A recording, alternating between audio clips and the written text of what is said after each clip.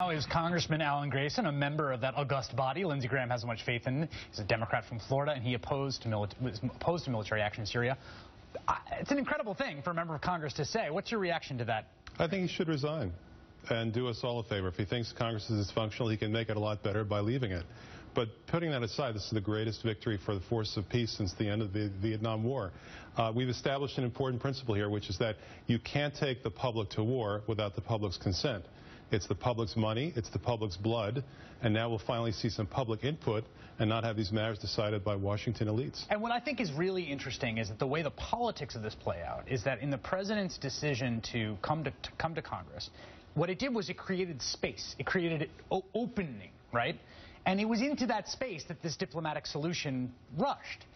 And yet you will see people who say, well, this shows there is not enough strength and leadership and credibility, all these terms that have been used to counter this kind of motion either by a president or other leaders. What's your response to that, who look at this and say, oh, this is a sign of weakness?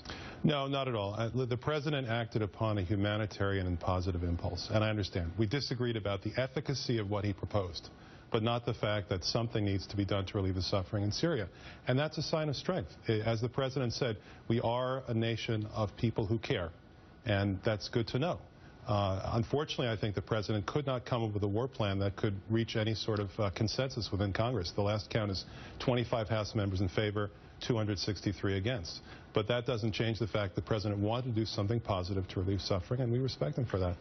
There was fascinating polling out of Pew today, which basically said, here's where the public is on this in the wake of this announcement. They support the deal quite a bit, overwhelmingly. They also think they don't trust Syria, and they don't trust Russia, and they don't think it's going to get rid of chemical weapons. I thought it was such an interesting mix of public opinion because it seemed to me to precisely capture how complicated people's feelings are about the situation in general. Does that sync up with what you generally sense? I think so. I remember polls saying that 57% of the people who supported attacking Syria thought it would do no good. Right. That's where we are right now. But unfortunately, fortunately, we've come up with a procedure, a plan that actually might eliminate chemical weapons in Syria. Well, the fundamental problem with the administration's proposal is that it would not have done that.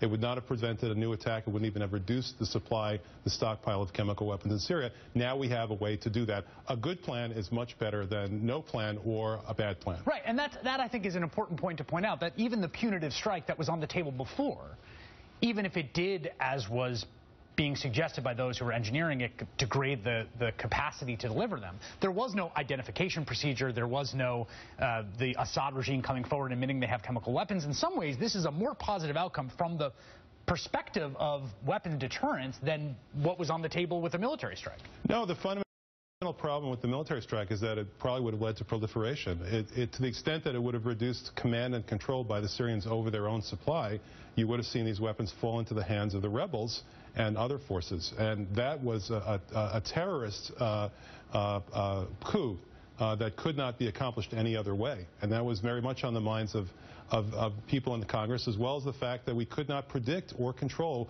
what the Syrian response would be. Would they attack U.S. civilians? Would they attack the Navy fleet? Would they attack our embassies in Baghdad or in Beirut?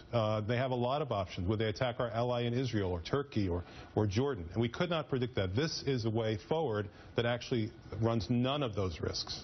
There was a New York Times headline about the fallout from this deal. It says, deal represents turn for Syria, rebels deflated. And the conceit of the piece, and I've seen a number of commentators, informed ones, reporters in the region, basically say the rebels have taken this harshly. They think this is bad for them, that this gives Assad credibility. Is there a twinge of regret you have as someone who was so outspoken in opposing the war, who I think played an instrumental role in getting the political system to this point where we're now sort of happy about this deal? Is there any twinge of regret when you read that headline? Which rebels are we talking about? Are we talking about the al-Qaeda graduates, or are we talking about the anti-Semites? Which group are we talking about? No, we can't make our decisions that way.